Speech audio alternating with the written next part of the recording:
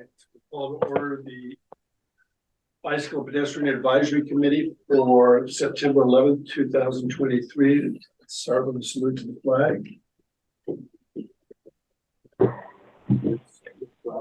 United States of America, under God, indivisible, with liberty and justice for all. Chris, would you be kind enough to call roll, please? Yes. Chair Bazio, absent. Vice Chair McPherson, Here. Committee Member Garza, Here. Committee Member Anjanati, absent. And then Committee Member Knoxtiger, Here. okay. So next up is open time for public comment from anyone who wants to speak on any item that is not on the agenda. You have 3 minutes. Okay, I'll stand over here. Hi, this is Matt Hartzell from WTV TAM. Thank you for this opportunity. And tonight I want to talk about a planned pathway segment that falls partially within the town of Corte Madera. It's also partially within the city of Larkspur and the county of Marin. It's called the southern segment of the North-South Greenway Gap Closure Project, the northern part of which is the recently completed new pathway crossing over the Corte Madera Creek up toward connecting with the Larkspur Smart Station and Smart Pathway. So the southern segment runs from the intersection of Redwood Highway and Warnham Drive to, it kind of goes around along the old railroad right-of-way behind Trader Joe's, and the plan in the books is to go somehow through some private property back to Redwood Highway, connecting back to the crossing of the creek. That piece of private property that's in the city of Larkspur, not the town of Corte Madera. It's kind of a stumbling block to this project making any progress. It's why TAM, which is the lead agency on this project, has not really made much progress on this particular southern segment. And so I want to come to before the BPAC with a suggestion, a recommendation that you put this on a future BPAC agenda, looking at just the segment of this planned pathway that's within Corte Madera's jurisdiction, seeing if there's not something that maybe Corte Madera can do, perhaps in conjunction with TAM or on its own, to complete the pathway. I'm not sure if I'm allowed to hold up a picture, but just along Corte Madera's section, it's basically the old Y of the Railroad Y from that Warnham Drive, Redwood Highway intersection to Industrial Way, only to Industrial Way. And that would get bicyclists around the Levy Drive freeway interchange. And then they could use Industrial Way and Rich Street to connect back to Redwood Highway and then connect back to the new pathway that TAM is about to put in the ground later this year. So this would avoid the sticky bit of the private property, and it would make some progress on a piece of land that's just sitting there empty. I think so. I'd like to suggest the Corte Madera take a look at it and see if there's not something the town can do. Thanks. Thank you. Any other member of the public who would like to speak on non-agenda matters? Sure. I understand this meeting, the topic of conversation was e-bike safety within Corte Madera. So I'm here as a concerned citizen and parent. Grew up in Marin. I've lived in Corte Madera for a couple of years now, right over by. Yeah, just sure. 1 second. Yep. If you want, because the speed limit and e-bike safety is on the agenda. Sure. Your public comment would be appropriate then, unless you want to talk about something that's not on the agenda. I can expand on my concern about e-bikes, and it has more to do with pedestrian and bicycle safety as well. So not specifically about e-bikes. Okay. I think if it relates to e-bikes, it's more appropriate if your comment comes when the e-bike question is called up. If there's something that is unrelated to e-bikes that would not be on the agenda, you can finish your public comment. Sure. Yeah. Stick around. Leaving e-bikes aside, driver safety in my neighborhood, right next to Neil Cummins High School in Madera Gardens, is abysmal. Okay. Motorists, and I understand that everybody has a right to choose the vehicle that they would like to drive, assuming it's legal. Large vehicles driving way too fast, regardless of what the posted speed limit is, not observing stop signs, not using turn signals, not observing bicycles who are riding safely on the side of the road. It's becoming a serious safety issue, and I'm concerned that it's becoming endemic in the culture because of the impunity. Because I mean, I'd see police cars posted maybe a few times a year observing rolling stop signs at certain intersections in my neighborhood, and yet people have no compunction about driving extremely unsafely. And I have a 2-year-old son at home, another one on the way, and I'm concerned for their safety. And I'm not the only person in my neighborhood who has observed this. So I'm sort of acting as a representative of those that I know in my neighborhood who have the exact same concern. So I'll hold off on the e-bike comments. And if you can state your name for the record. Sure. Yeah, Mark Howe, HOWE, 17 Ash Avenue. Perfect. Thank you, Mark. You bet. Any other member of the public would like to address open time? Is there anyone online?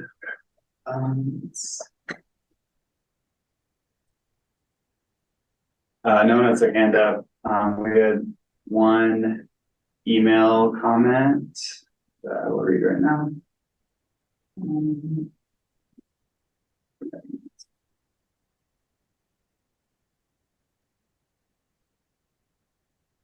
Okay, this is from Melissa. If Team sorry if I butchered that name. Hey there, VPAC. I'd love to submit one thing for public comment that may or may not be in the 2024 construction update. There are some tree roots in the bike lane on Tamalpais Drive, Parkside, between Pixley and the school/dog park parking lot that are quite bumpy and worth going around for safety. My apologies if this is in the pipeline to be fixed. We're new to the area. If not, for your radar. Thanks, Melissa. Okay. With that, we'll close public comment and go on to approving the minutes from our last May 8th BPAC meeting. Did any member of the BPAC have any revisions to those minutes? No revisions. Okay, no revisions, so those meeting minutes are approved. Now, for committee member reports from anything that has occurred since May 8th. Reports.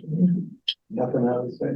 The only thing I would bring up is I've been in contact with the Marin County Bicycle Coalition, specifically with respect to their electric bike team safety program. And we should note that Mill Valley has stepped up their enforcement, and with the citation of anyone riding an e-bike, they're required, or they can, I don't know if it's required, to take this e-bike safety program through the town of Mill Valley, which costs $150, but then expunges essentially that citation from your record. So that might tie into the agenda, but I just wanted to say that that is active. They had their first training session last Saturday, and I think that they are scheduling another one for the next couple of months.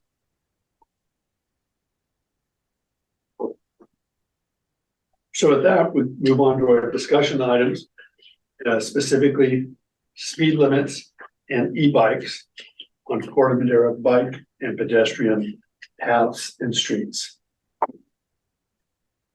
Okay. So, first item will be speed limits and e-bikes on Corte Madera paths. So we'll just be going through a few items, noteworthy items, and then we can have a discussion after. So for the e-bikes, there's 3 defined e-bike types. And they are type 1, 20 mph max with only pedal assist, no throttle. And these e-bikes are legal on any paved surface that a regular bike is allowed to operate. Type 2 is also 20 mph max with pedal assist and front throttle function that negates the need to pedal. Same as type 1, they're legal on any paved surface that a regular bike is allowed to operate on. Type 3 is 28 mph max, only pedal assist. This is a tier below true motorcycles and mopeds. And with type 3, there's some requirements that riders must be 16 years or older. you must wear a helmet, and you cannot transport other riders. And they are prohibited from multi-use paths unless otherwise specified. So that's the 3,000 e-bikes. So yeah, type 3 is supposed to remain in the road mainly. One important point is that the California Vehicle Code does not apply to bike paths. So unless a city or county has additional rules, none of the rules of the road apply to that. So that's something to keep in mind. And then, you know, if there was consideration of adding speed limits to bike paths, typically, just like roads, we'd recommend doing a speed survey and using the 85th percentile measured speed to select the speed limit. And that is defined as the speed at or below which 85% of all traffic are observed to travel under free-flowing conditions past a monitor point. And that is because, you know, if you artificially set a speed limit too low without adding some sort of traffic calming or bike calming methods, then people are just going to not listen to it and go with the speed that they're comfortable going at. So that's true for traffic on the road or bicycle traffic. So typically, you know, when we're looking at traffic calming, there's 3 options, which are also called the 3 E's: education, engineering, and enforcement. So under education, we did a little research. The Marin County Bicycle Coalition has, you know, a website and resources about e-bikes and, you know, safety. Transportation Authority of Marin also has a website and some content on e-bike safety. And then the County of Marin has another information, and they passed an ordinance with some requirements. I think it was mostly geared towards bikes and setting speed limits on bike paths that are in unincorporated county. So the county has information on that. And then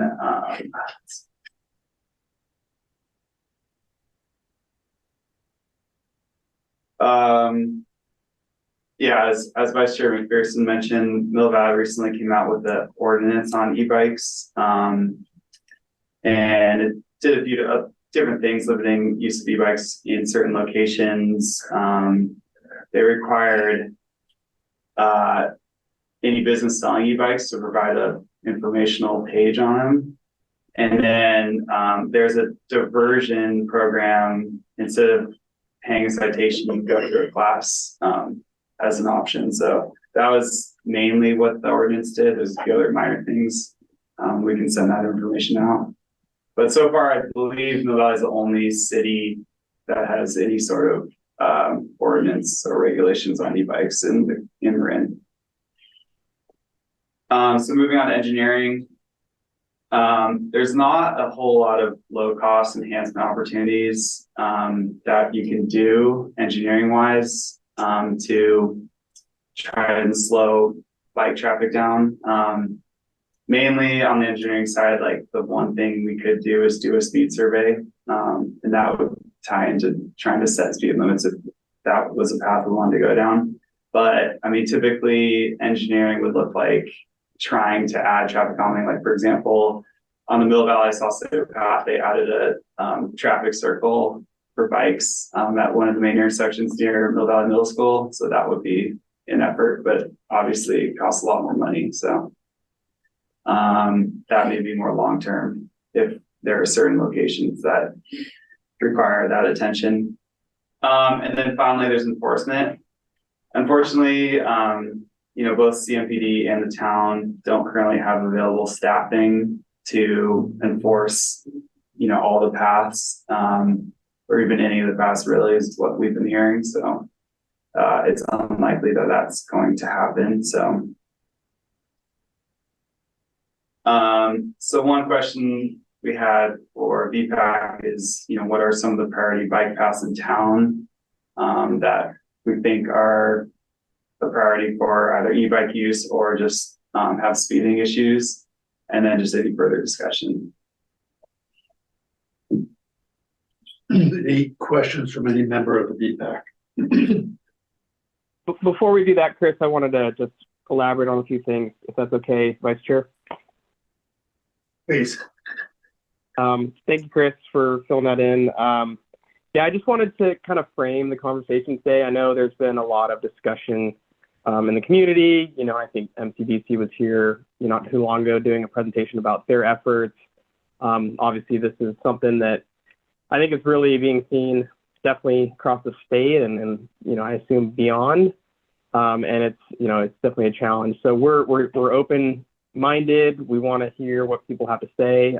But in a lot of ways, this is kind of an initial listening session to kind of brainstorm kind of where there might be gaps and where there might be opportunities. And then getting into that, I wanted to touch on bike types. Chris went through the different definitions, class 1, 2, 3, or type 1, 2, 3. But what wasn't mentioned is that also there are these, I guess, aftermarket modifications that can be made to kind of soup up bikes. And so what once was a type 1, 2, or 3 bike has the potential to be faster through aftermarket, additional equipment. The other thing on the 85th percentile speed, if that was done, that would include any current riders. So basically that would also include any people that are going faster, such as those on e-bikes. Something to consider if that were something we wanted to look at. And then also just on the discussion of engineering solutions, I mean, when I look at our network of bike paths, I mean, I feel like they currently meet a reasonable standard, in particular for the user groups and volumes. And so, sure, could you make an 8-foot wide path 10 feet, and would there be some benefits? Sure, but is that necessarily going to solve the problem that we have with e-bikes? I'm not sure. I think more likely not. So just some food for thought as we kind of open it up for discussion and dialogue. And the other thing I would just leave it on is, I know the schools don't have a lot of web presence through education, but I do know they have been educating their students, and actually I think they're, have a strong responsibility for ensuring that kids get to school safely to and from school. And so really, we want to make sure they don't get left out of the education conversation, given that's really kind of part of their mission. Thanks. Any questions from the BPAC before we go to the public? I guess I have one question about the types of e-bikes. Aren't there quite a few e-bikes that don't even have pedals on them, potentially? I passed one on the way here. Yeah, and these are almost some of the offenders that I see around town. These kids that are basically riding dirt bikes that are like they don't even go into class 1, 2, 3. They're somewhere, they're like in a dirt bike area thing. And I hear my teenager talking about it. And of course, he's a bike rider. And so but I think that needs to be the awareness, because I know I do a lot of riding in the full area, and the scariest times for me have been kids seemingly riding bikes that aren't even class 1, 2, 3. They're borderline dirt bikes. Motorcycles. Yeah.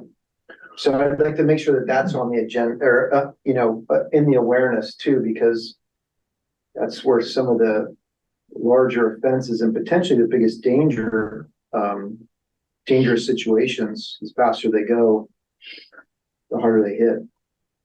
Chris, can you go back to that slide? I thought one of them did categorize a bike going 20 miles per hour without having to pedal. It's just or they all did they all I think have they all pedals? said pedal assist, I believe. Well, I think so. Type 2. It normally to be Powerful type 2, they have function both, that negates the pedal. but it also is pedal assist. In my experience, they usually have both, but there may be a gray area So RJ, I think, touched on this. I think these definitions, particularly with aftermarket enhancements, don't really apply very well to what's on the street.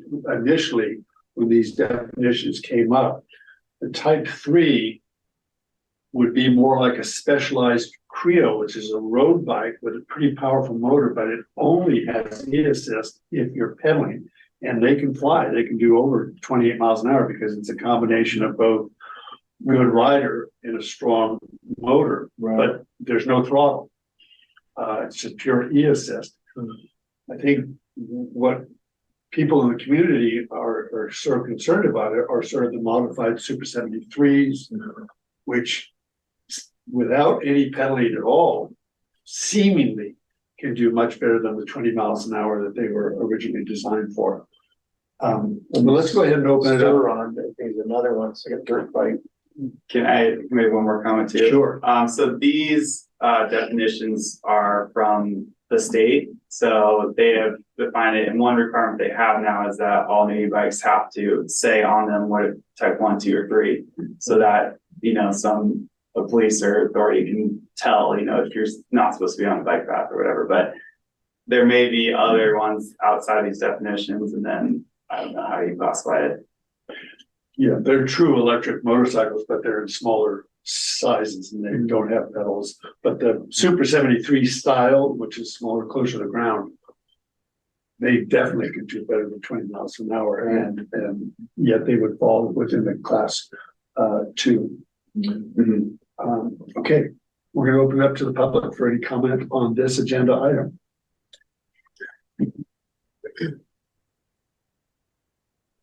Hi, Matt again. To Mr. Nuffzeiger's comment, I believe that there is a pending assembly bill in the California legislature that would take those kind of really offending dirt bike type e-bikes that are barely even fall into the type 3 here, and would kind of create a new category, because there's a recognition across the state that this needs to be regulated. It's a new technology. The law is not up to date.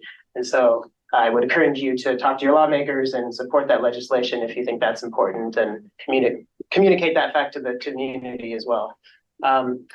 As for e-bike traffic calming, I think there's a good example on the Mill Valley pathway. There's a dynamic feedback speed sign. There's a speed limit there through Bayfront Park of just 10 miles an hour. They call it the slow zone.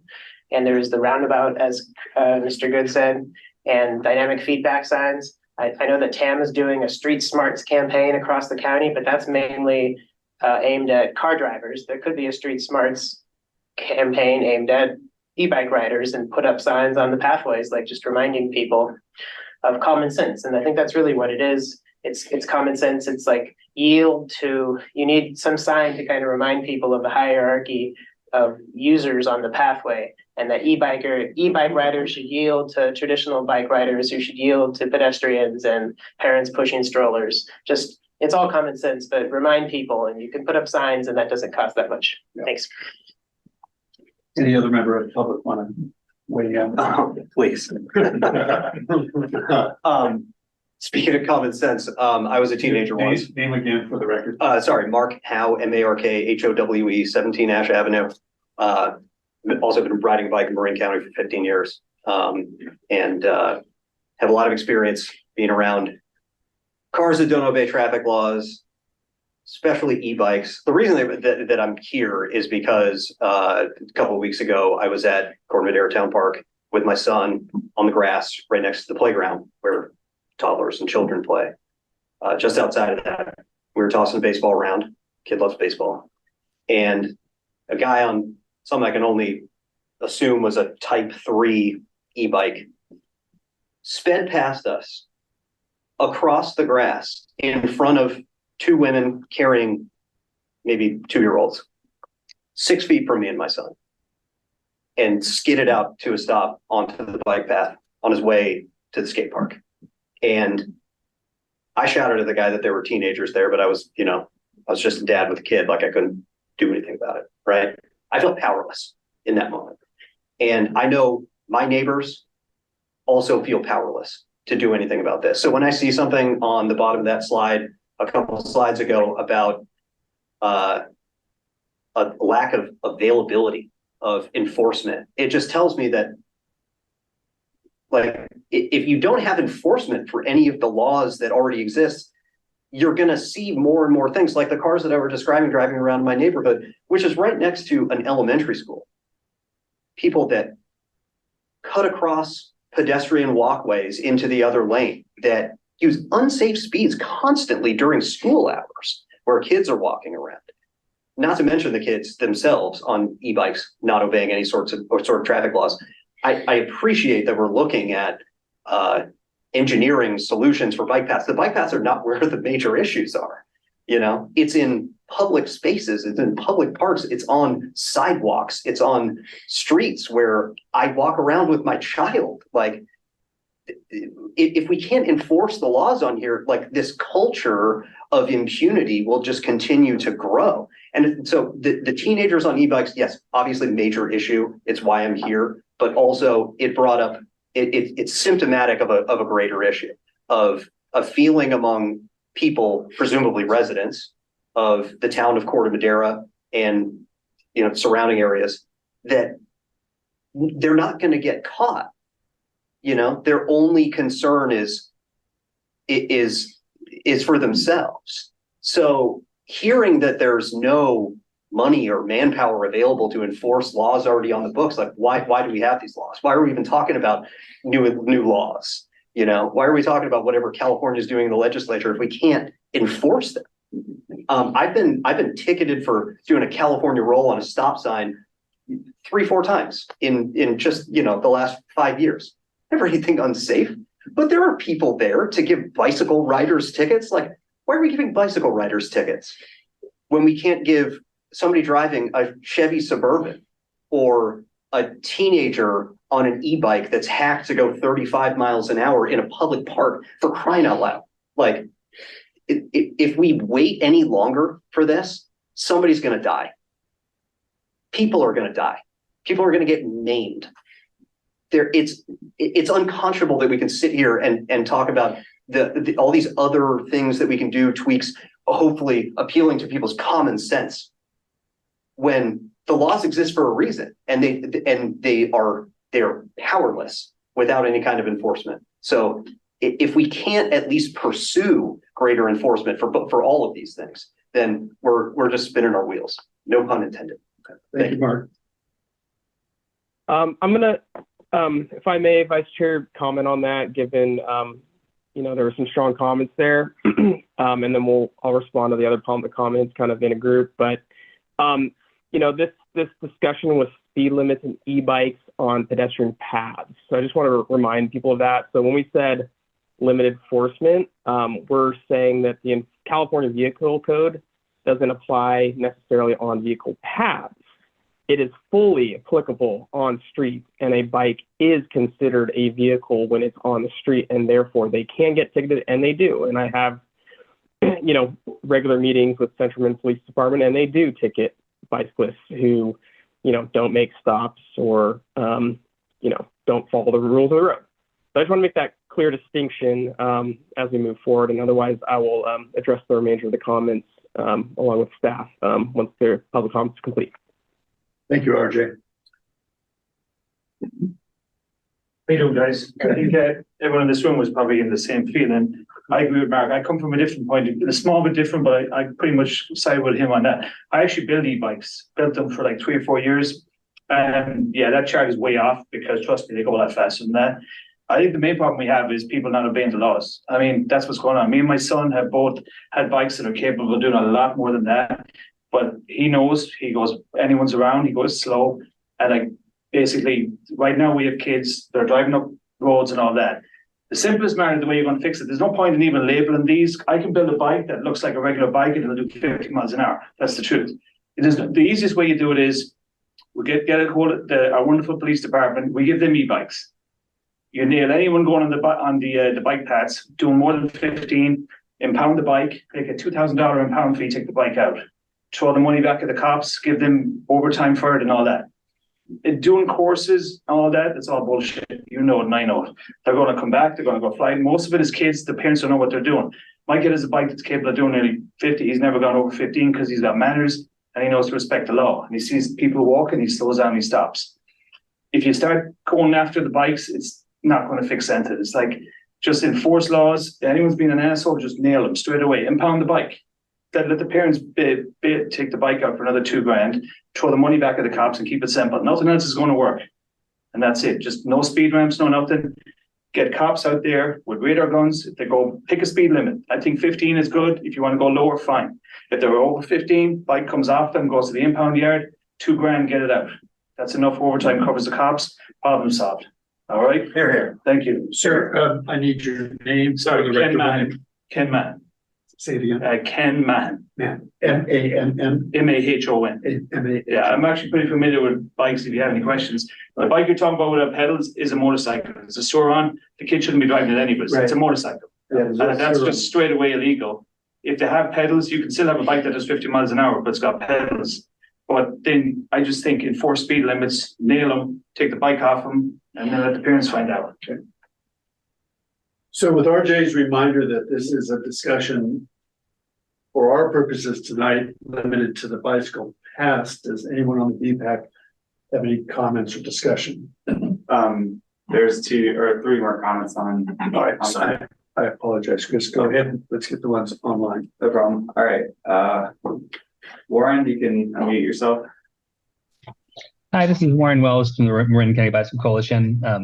So some of this kind of got touched on, but I did, I just want to kind of like, for the record, if you see something without pedals, even if it might be electric, it's not an electric bicycle per the vehicle code. And we at the Bike Coalition do not support the use of those vehicles, which I'm in Marin, I see a lot of kids riding them. Certainly not on multi-use paths, much less on sidewalks. The second issue, there are a number of class 2 throttle e-bikes that can be very easily modified to travel faster than the 20 miles per hour that is supposed to be the maximum speed for those class 2 bikes. We oppose that as well. And at the Bike Coalition, we're working to educate parents not to buy vehicles outside that classification system and not to buy the brands that can be easily hacked. Beyond that, we're working with the statewide coalition to push for legislation to close some of these loopholes, just so it's not so easy to get for people to buy bikes that's so easy to defeat the classification system. Beyond that, we have a program we started this year called E-Bike Smart Marin, where we're doing teen e-bike education classes. Sorry, my daughter's in the background here. We just ran a class this past weekend with I think 18 teens teaching e-bike, proper like use and behavior on e-bikes. So we're doing what we can on the education side, both with parents and teens. And trying to work on the regulatory side at the state level. So I just want the committee to know that we're a resource here and recognize that there are definitely some growing pains and want to make sure that we can reap the benefits of e-bikes while keeping everyone safe. Thanks so much.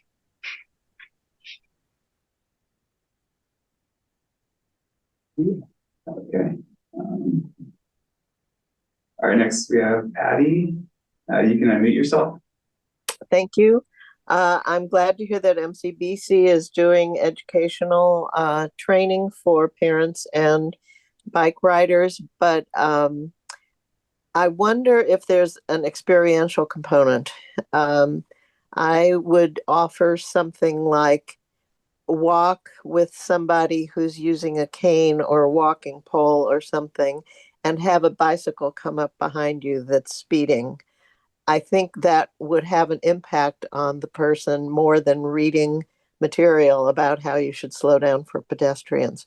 When we were in nursing school studying disabilities, they had us blindfold and experience what it was like not to be able to take a step because you couldn't see anything or be in a wheelchair. And it has a much more impactful experience than if you just read about something. In trying to work on Casa Buena, I kept encouraging the town council members, just take a walk with me, walk from Marin Joe's up to Horse Hill, and nobody would take me up on it. But the experiential piece, I think, is so important. And I hope that can be rolled into any kind of education. And then in terms of the enforcement, I started thinking about how they were concerned about people vandalizing the new bathroom in the park and raised the question about putting cameras. And I wonder if there were some cameras and signage that said cameras are present in the park. So maybe that would slow people down. I don't know. But yeah, I'm a big fan of thinking outside the box. So I'm sure it can be tackled, just needs some good ideas. Thank you.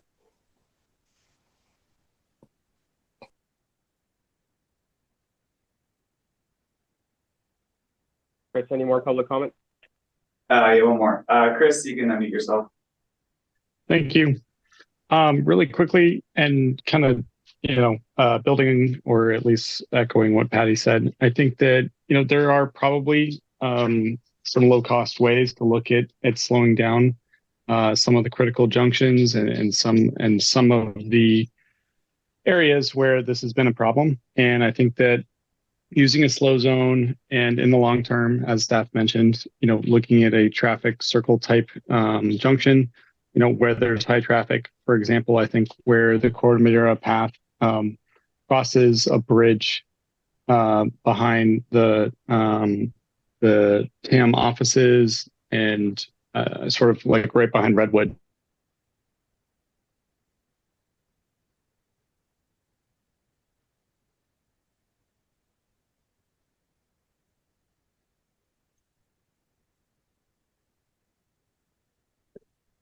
Chris, you still there? Yep. Can you not hear me? Yeah. Okay. Sorry. So really quickly, not sure what you lost there, but low cost signage, semi low cost speedometer, potentially to remind e-bikers of their speed. And then in the long term, not low cost, but potentially a traffic circle at, dangerous junctions. Just suggestion. Thanks very much. Thank you. Thanks. Chris, any more public comment? There was just one email from Cheryl. Sorry, give me 1 second.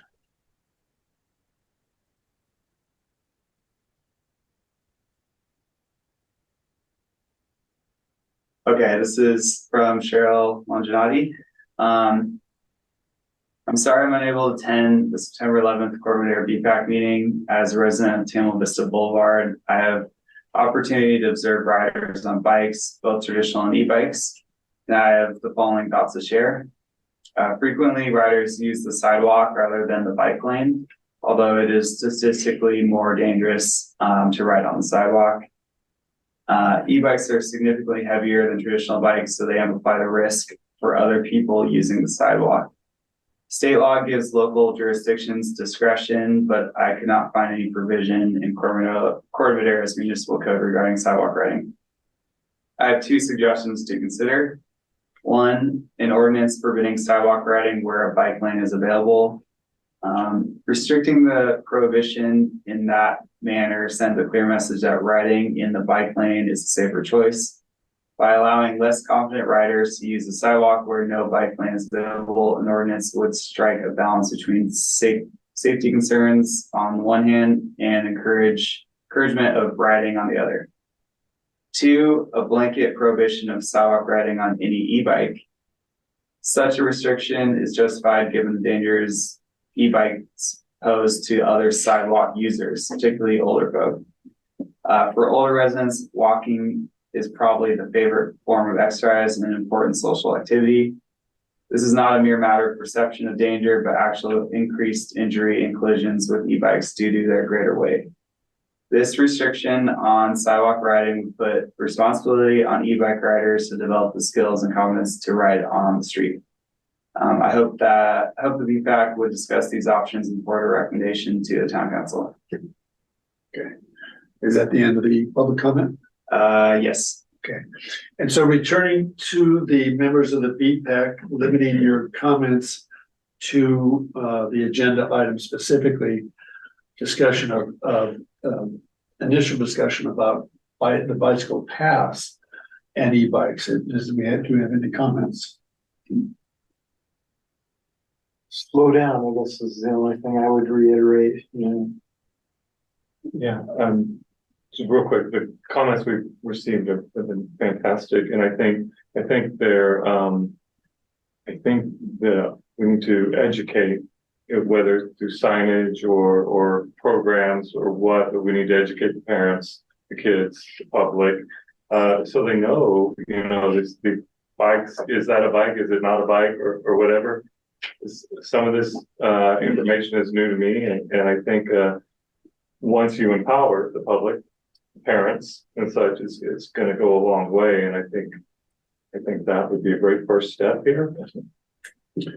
So my comment is this is a fine first discussion. I'd love to see this item come back on the agenda for our next BPAC and extend it to both pedestrian paths and streets and sidewalks.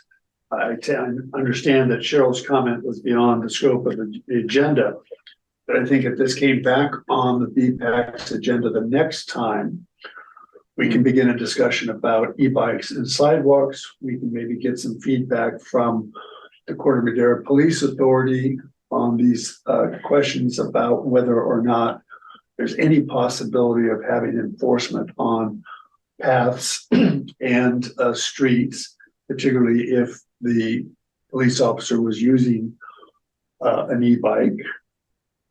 Likewise, I appreciate that right now it doesn't appear to be that there's any budget maybe for the town's enforcement of speed, but it's certainly worth bringing back to the BPAC again before anything goes to the town council.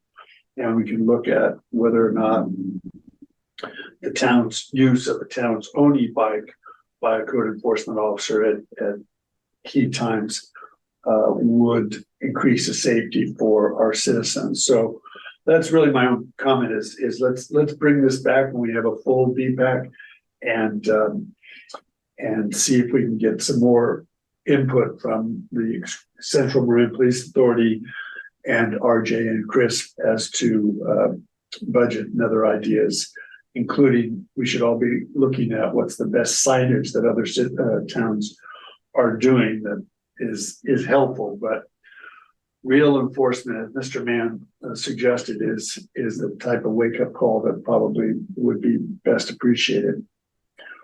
So with that, I think we'll close that item and move on to the next, which is the question of a barrier on the north sidewalk of Paradise Drive from San Clemente to Seawolf Passage. Okay. So yeah, there's been, I've received a few emails, mainly from, parents with kids who use the new widened Paradise Drive sidewalk to get to school, asking about a possible barrier of some sort between the road and the sidewalk. And so, we're going to discuss some options and then also just about if it's warranted. So on this first page, this is actually on Sir Francis Drake. The county recently redid the whole road and the sidewalk. And so they installed on the right a pedestrian fence. Just an example, just a cable fence. And then on the left in one section, they put back a metal beam guardrail between the road and sidewalk. So it's just two examples there. So I looked at the transportation injury mapping system, and there's no recorded pedestrian or bicycle accidents in the last 5 years in the westbound side of Paradise Drive. So the map on the right shows the segment between San Clemente and Seawolf, which is where we installed the widened sidewalk. And then looking back even farther, all the way to 2011, which is as far back as it goes, there's still no accidents in that westbound lane. There's only one with a pedestrian in the crosswalk, but doesn't really have to do with the sidewalk. So as far as if it's warranted, in that case, it doesn't Hey, seem Chris, to I'm going to be. stop you there. Chris, Yeah. we haven't done a sufficient engineering analysis to discuss warrants. I don't want to go there. Okay. We're just presenting data. Okay. So yeah, and just the data shows that there haven't been any accidents in that area. And then on the left, that's just a picture of the sidewalk. So you can get an idea. It's now 8 feet, used to be 4 feet. So I'm just going to go through 3 different options that are out there for creating a barrier between the sidewalk and the road. The left one is it's the Midwest guardrail system. Basically, you know, what we saw in that first picture that the county installed. So the pros of the guardrail is that it could actually, it's meant to stop a car, you know, from crossing it. So technically with that there, it should protect anyone on the sidewalk from a vehicle driving off the road. But there's several cons as well. One is that, you know, metal beam guardrail, when it's struck, it's meant to deflect backwards. So technically if someone was standing behind it, it would be a good spot to be. Also, as you can see, it's 24 inches minimum, even wider at the end terminals. So, you know, we just spent almost $1 million widening the sidewalk to 8 feet, and now we're down to 6 feet and even less in some segments. So that's definitely a downside. Also on the back end of the guardrail, you have, you know, the wood columns sticking up. So it's not the best to be riding a bike next to. It's also only 25 inches tall, so you can easily fall over it. So just a few things to keep in mind for that. The next is a concrete barrier. You often see these on bridges or usually near freeways. Same as the guardrail, it'll stop a car from crossing, but you have to set it back 18 inches from the curb. So, you know, now we only have 5 feet of sidewalk behind it, which is even less than the guardrail. You don't have the issues with the guardrail, like riding next to the concrete wall is less of an issue than having the wood pillars sticking up every so often. So that is a little bit better there. So to elaborate on that, Chris, you kind of alluded to it, but I just want to make it a little bit more clear that the current bicycle standard for a bicycle rail is a 42-inch height. So the guardrail doesn't meet that standard. And which on one side has a benefit because you presumably could have your handlebar hanging over it so that you don't have to kind of take up as much width on the sidewalk. But in the scenario where someone fell, it wouldn't meet the standard and likely wouldn't keep them from falling into the roadway. So that would be a consideration there. And then likewise on the concrete barrier, you're gonna have your wheel well into the sidewalk so your handlebar doesn't clip the side there. Yeah, that's a good point. And then the final is pedestrian barrier, such as the cable railing that we saw in the first picture. So, I mean, this railing is not going to stop a car. That's not what it's meant to do. Basically, all that it will do is keep pedestrians from going into the road. And like the wall, it has to be set back 18 inches. So we're left with 6 feet of sidewalk behind that too.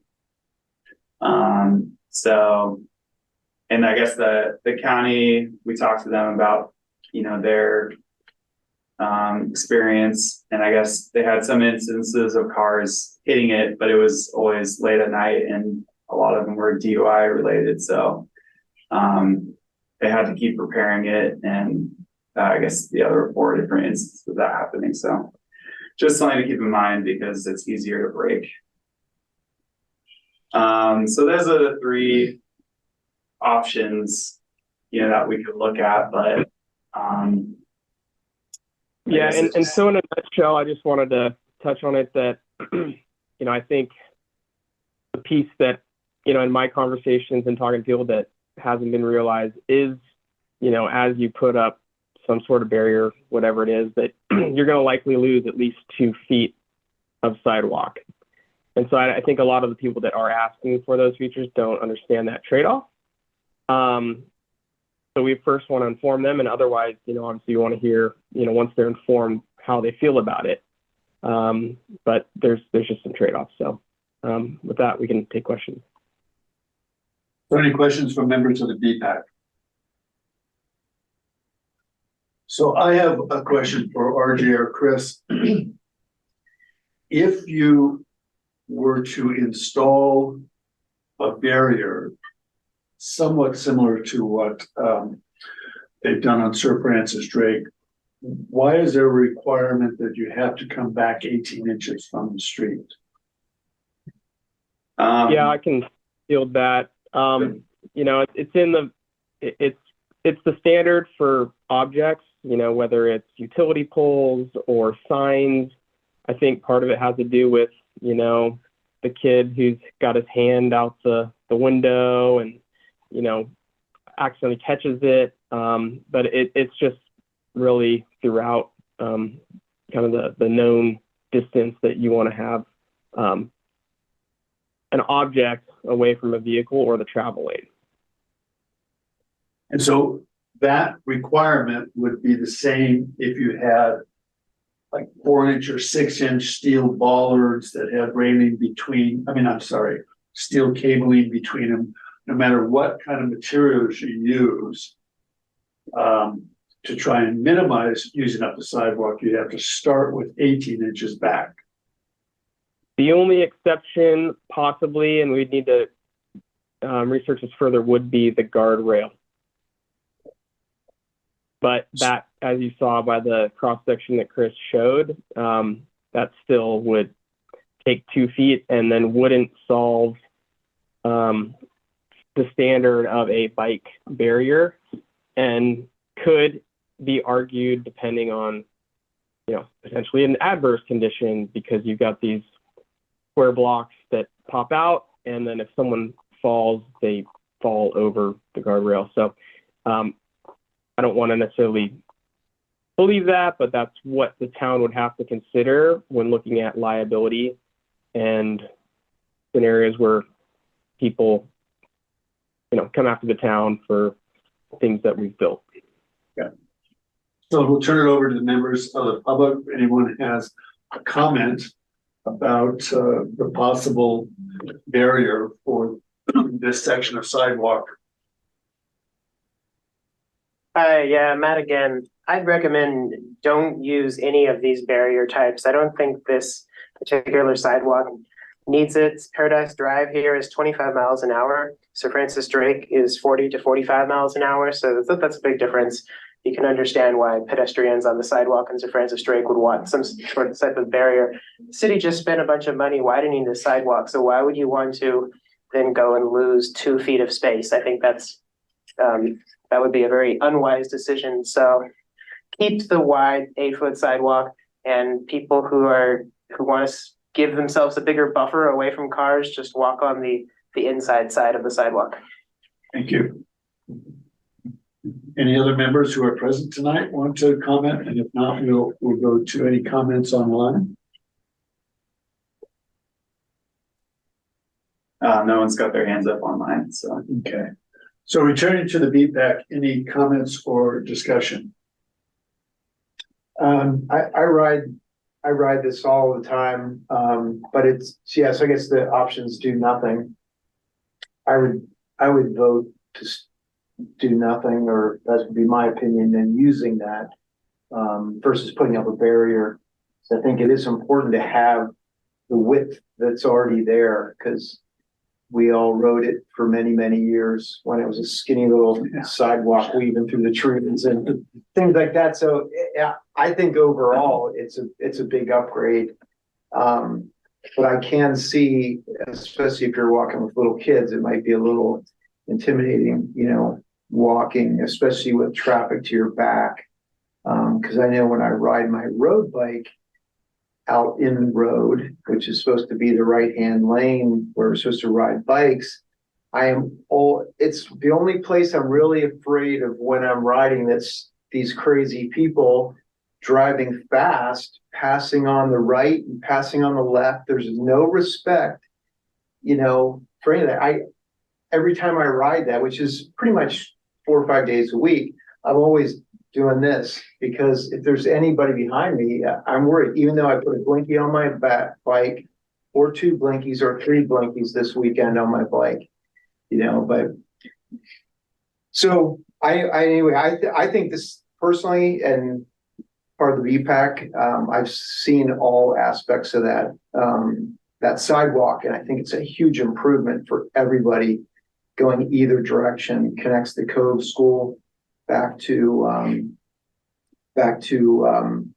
Harbor Drive and everything. And so I think if they did put some type of a barrier up, it certainly would restrict any access for bicyclists riding on it. And bicycles have to be forced to be in the road. And then I would want to have a share on every 20 feet or something, so people really knew it was a bike lane. That's my 2 cents.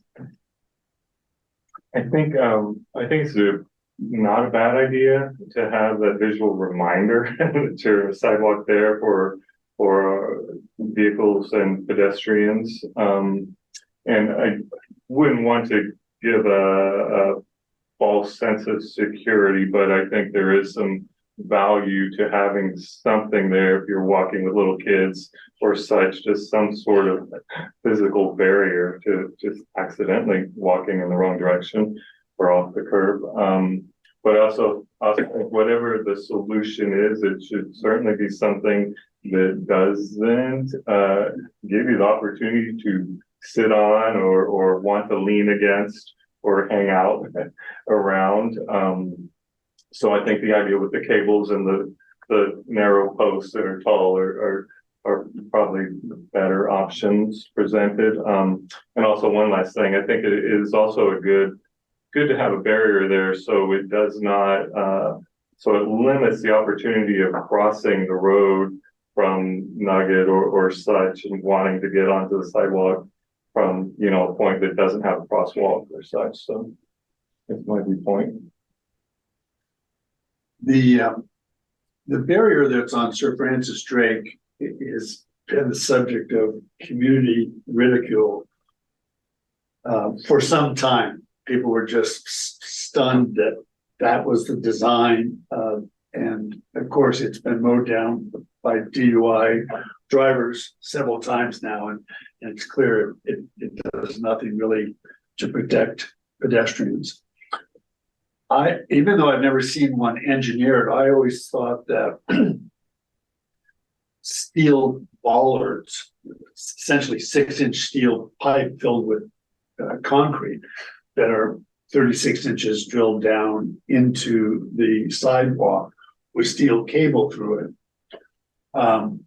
would provide what you're looking for in terms of security for pedestrians not falling into the street, and provide some security. But I've never seen that engineered. I mean, I don't have any reason to think that even exists anywhere, but that's what I thought existed. But now that RJ clarifies that no matter what, you've got to come back 18 inches, I really think that the combination of no incidents in that stretch, either before or after these improvements were made, together with the goal of having that nice 8-foot wide sidewalk, if it requires 18 inches and losing 2 feet, I think most of the community that was thinking that this would be a benefit would probably see it as unnecessary and just do exactly what Mr. Hartwell said, you know, if you're really concerned, just walk to the far inside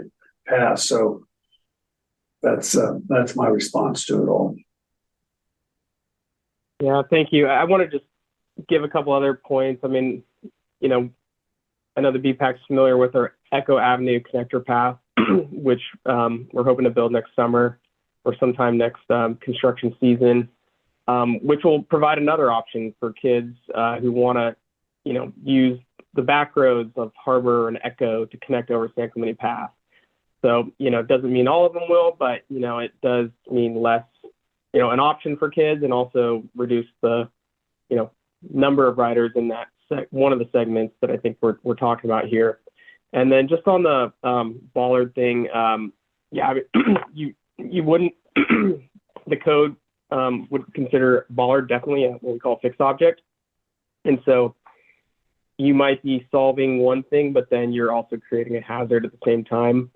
If a car hits something that's immovable, you know, a car is going to come to a complete stop, and that driver could sustain damage that otherwise it wouldn't hurt or wouldn't happen. And so the amount of research and crash testing that goes into guardrails specifically is extremely immense, you know, done by FHWA and Caltrans, and we're constantly seeing, you know, updates and bulletins and directives on which ones, you know, meet standards and for what mile per hour. And so, yeah, you know, bollards would not be something that would, you know, I think it's pretty clear in my mind it would create more hazards than the benefits. Just for kind of providing that feedback, and happy to share more on that if needed. No, that's clear. Thank you, RJ. Can I say one more thing? Maybe, so I guess one thing with that nice wide sidewalk, if there's no markings on the sidewalk, perhaps even some share, you know, walking and pedestrian little sharrows on the sidewalk as a reminder to everybody that's walking and biking, kind of like they did on the Golden Gate Bridge too, because that's very busy. But if there's no markings on that sidewalk and it's clearly kind of two sidewalks, that maybe there's some markings, pedestrian and bike, that just make people aware that it's mixed use, you know, because whether you've got a 2-year-old or a 4-year-old, or, you know, I had that for a long time, but now mine's 15. So, you know, they just get bigger and faster, you know, but it's that sharing of the road is an important message, or sharing of the sidewalk and sharing of even the bike paths that we're talking about right now. I don't know that we have much marking on any of our bike paths around Corte Madera. And that might be something that we could look into too, RJ. Yeah, we can look into that. Paint, you know. Okay, so moving on to the next agenda item, which would be just a schedule of the updates for 2024 construction. Okay. Yeah, this will be pretty quick. Just want to go over all the multimodal projects we have coming up. So for next year, RJ mentioned already, but the Echo Connector Path, we're hoping to start that potentially late next year, but we still have to, the land is owned by the Department of Fish and Game, so we have to work out a deal with them to be able to move that project forward. So it's pretty dependent on that piece, but we're hoping next year we can build it. Casablanca Complete Streets project. We moved that up last we heard PG&E was having a major gas transmission line project. So we were going to do our project in 2025. Now they pushed their project out and have been a little wishy-washy when it's actually going to happen. So in order to avoid losing our funding, we're going to move forward with it next year. So we're planning on summer 2024 for that project. Central Marin Regional Pathways Gap Closure Project. We recently received grant funding for that project so we can move forward. So also planning to do that next summer. And then finally, the Hart Street pathway. That one's potential for 2024. We basically just started the design, so it's a little early to tell exactly when it'll be ready, but hoping to do that next year. So a lot on the schedule. Any questions from members of the VPAC? Okay. The Hart Street pathway, will that design come back to the BPAC or go directly to the town council, or neither? If once it's designed, it'll just get built. RJ, do you know? Yeah, it'll come back to BPAC one more time. Any member of the public want to comment on the schedule update for 2024 construction? We got one hand up for Warren. You can unmute yourself, Warren. Hi, this is Warren again. Sorry, I'm on my phone. I didn't check the agenda again. Is there an update for the Paradise Drive Complete Streets project? I just wanted an update for that for the blog. Thanks so much. Not today. There hasn't been as early as 2025. We're still working through some utility relocation work and other things. Okay. All right. Our final item is future agenda items. Any member of the BPAC want to? Vice Chair. Yes, please. One thing Lorena reminded me earlier that for the approving the minutes, we need to have a motion in a second. Okay. So very good. Let's jump back to item number 3. There were no revisions to the minutes for May 8th. Can we hear aye for everybody that wants to approve it? Aye. That's it. Let's do it. Will that do it, or do we have to do a roll call? Motion. Somebody wants to do a motion. Yeah. I'm sorry. I motion to approve the minutes. I second to that motion. All in favor, say aye. Aye. Okay. Thank you, Chris. I appreciate that. Sure. All right, future agenda items. Anyone other than me? So RJ, you're still there.